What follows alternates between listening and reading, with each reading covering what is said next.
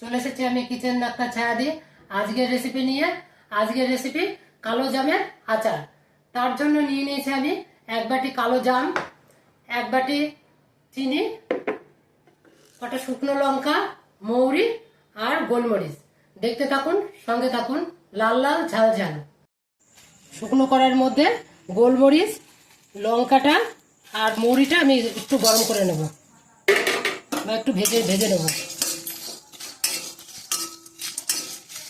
জামগুলো আমি ভালো করে ধুয়ে নিয়েছি। এবার জামগুলো আমি ভালো করে একটু চটকে নেব। জামগুলো আমি এইভাবে চটকে নিয়েছি। কড়াইতে আমি সর্ষের তেল দিয়ে নিলাম। তেলটা গরম হয়ে গেছে। এবার আমি তেলের মধ্যে পাঁচফোড়নটা দিয়ে দিলাম। কালো জামগুলো ছেড়ে দিলাম।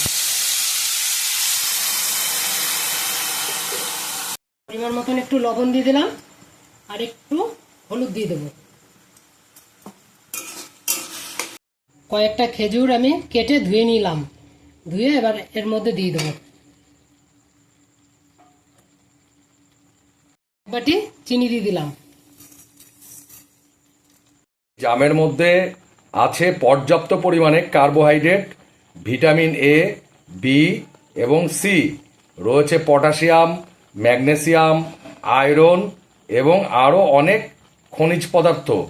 এর মধ্যে তাছাড়াও রয়েছে মিনারেল। দেখতেই পাচ্ছেন কত সুন্দর কালার এসছে, লাল টকটকে কালার তৈরি হয়ে গেছে।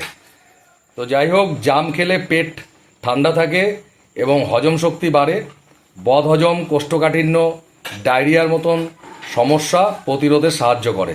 জামে রয়েছে অ্যান্টিব্যাকটেরিয়াল ও অ্যান্টি ফাঙ্গাল উপাদান, যা জীবাণু বা ব্যাকটেরিয়া জনিত অসুখ থেকে শরীরকে রক্ষা করে। যাদের শরীরে হিমোগ্লোবিন কম আছে তাদের জন্য জাম খাওয়া খুবই উপকারী। জামে থাকা মিনারেল হিমোগ্লোবিন বাড়ায় এবং সব অঙ্গ প্রত্যঙ্গে সঠিকভাবে রক্ত সঞ্চালনে সাহায্য করে। জামের ডায়েটারি ফাইবার ব্লাড সুগার নিয়ন্ত্রণে রাখতে সাহায্য করে, তাই ডায়াবেটিস রোগীরাও এই ফলটি বেশি করে খাবেন। জামে আছে অ্যান্টি ইনফ্ল্যামেটরি উপাদান, যা রক্তচাপ স্বাভাবিক রাখে এবং ধমনীগুলোকে সঠিকভাবে কাজ করতে সাহায্য করে। ফলে কার্ডিওভাস্কুলার সমস্যাও প্রতিরোধ হয়। যাদের খাবারে রুচি নেই তারাও এই ফলটি খাদ্য তালিকায় রাখতে পারেন। জামের ভিটামিন এ ও ভিটামিন সি মুখের রুচি ফেরাতে সাহায্য করে। আমার জামের আচারটা রেডি হয়ে গেছে। এবার আমি গুঁড়ো করা মশলাটা ছিটিয়ে দিলাম উপর দিয়ে। খালি পেটে জাম খাওয়া কখনোই উচিত নয়। আধ পাকা জাম না খেয়ে পাকা জাম খেতে হবে। খাবার পরপরই ভরা পেটে জাম খেলে অ্যাসিডিটি ও গ্যাস্ট্রিক সমস্যা হতে পারে। কিডনি রোগীদের জাম খাওয়া একদম নিষেধ। কিডনি রোগীরা এই ফলটি একদমই খাবেন না। খেতে চাইলে চিকিৎসকের পরামর্শ নিয়ে খাবেন।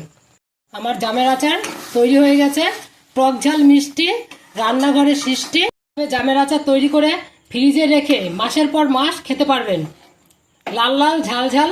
দেখতে থাকুন, সঙ্গে থাকুন। কিচেন ডাক্তার ছায়াদি আজকে আমাদেরকে একটা লেটেস্ট রেসিপি কিন্তু উপহার দিল। অনেক আচারের নাম শুনেছি, জামের আচারের নাম কিন্তু আমি বাবার জীবনেই প্রথম শুনলাম। তো জামেরও নাকি আবার আচার হয়।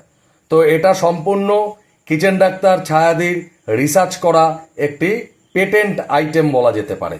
তো তার জন্য এইরকম ভালো ভালো নতুন নতুন লেটেস্ট রেসিপি আপনারা পেতে আমাদের এই চ্যানেলটিকে সাবস্ক্রাইব করে লাইক এবং কমেন্ট দিয়ে সঙ্গে থাকুন। গাইস, দেখতেই পাচ্ছেন কত সুন্দর কালারটা এসছে। দেখে মনে হচ্ছে না এটা কুলের আচার? না না, এটা কুলের আচার না, এটা কালো জামের আচার। কালো জামের আচার তো সে তো বুঝতেই পারছি। তো আমি বাবার জীবনে প্রথমেই নাম শুনলাম।